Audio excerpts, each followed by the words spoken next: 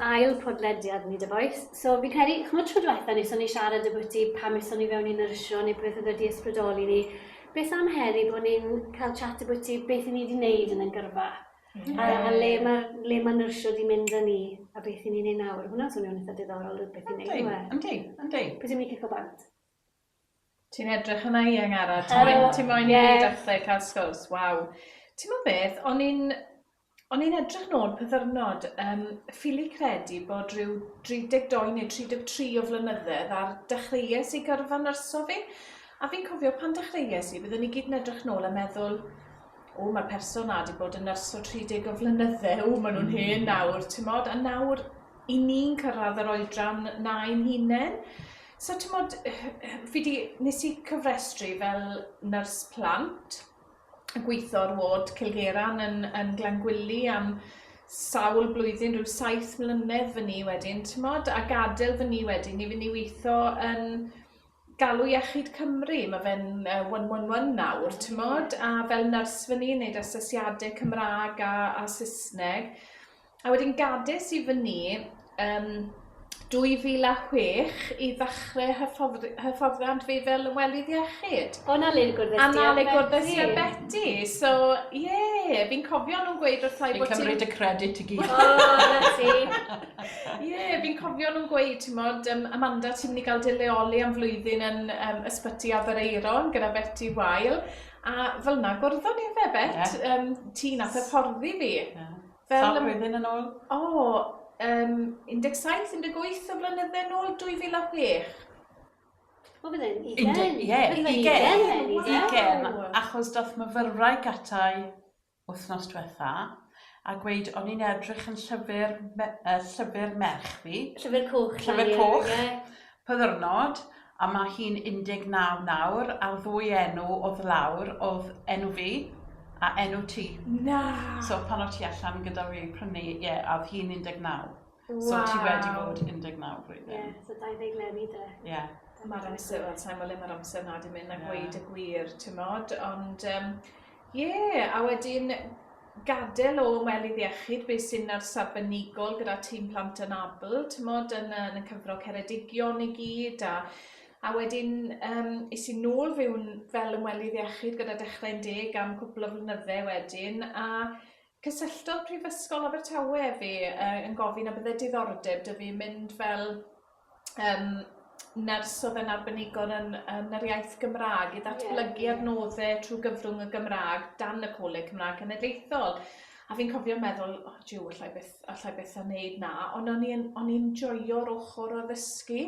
So, bant y fi i Prifysgol Abertawe, beth sydd ni am ryw 10 mlynedd, a dechrau cael cyfarfodydd wedyn a sgwrso bod Prifysgol Aber yn meddwl dechrau canolfan addysg gofal iechyd. A mae'r gweddill, fel ni'n gweud, yn hanes. Ti'n modd, fi wedi bod ma nawr ar y cyntaf fi Fawrth, fydda i wedi bod yn y Brifysgol ma 5 mlynedd.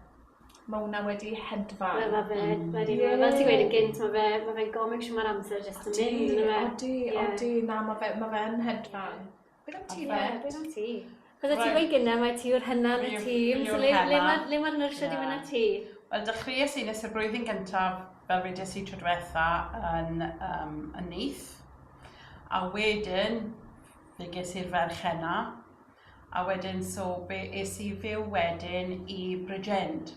Pennod yr Ogwr i gorffen, o'n i'n rhiant ifanc a gorffen y training wedyn, so yn Bridgend, nes i ddod yn nyrs. Ti'n teimlo, Bet, bod y ffaith bod ti wedi bod yn fam ifanc ti'n gallu teimlo gyda myfyrwyr heddi nawr, falle rhieni sy'n rieni sengl, sy'n fel mae hwnna'n... Ody'r atgofio yna'n dod nôl dy ti?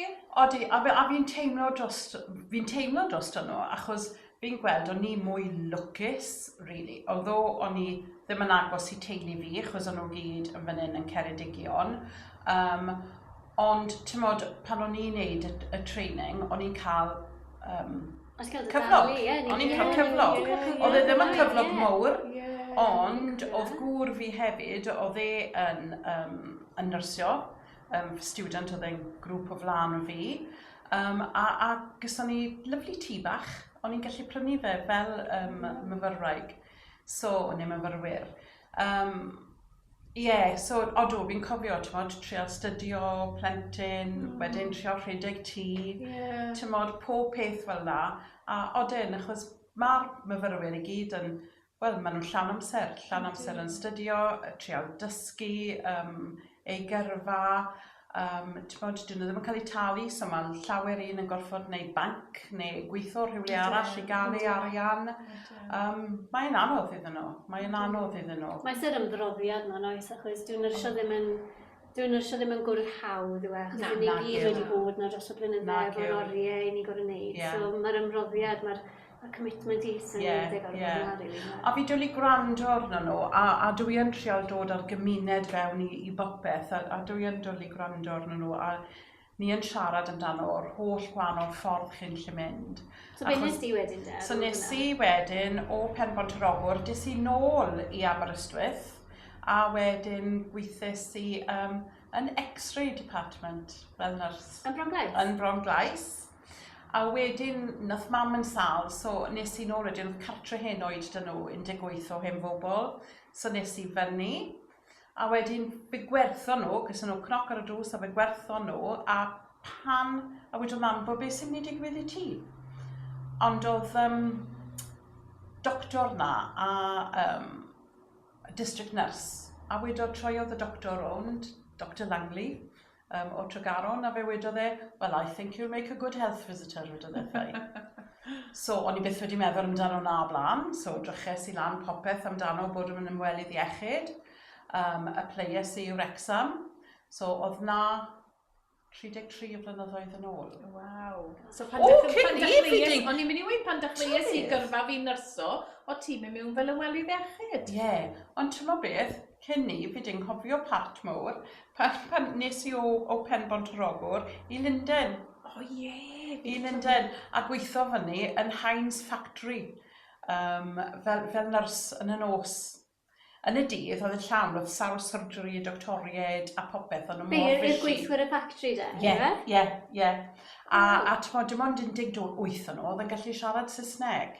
So, o ti'n rili gorfod edrych, bydden nhw'n dod at ti, a cwt bach, achos bod e'n food factory, ti'n modd? Os oedd cwt gyda nhw, nhw'n gorfod dod yn plastar, neu os nhw fel un, oedd pen tost yn nhw, neu rashes, ti'n modd?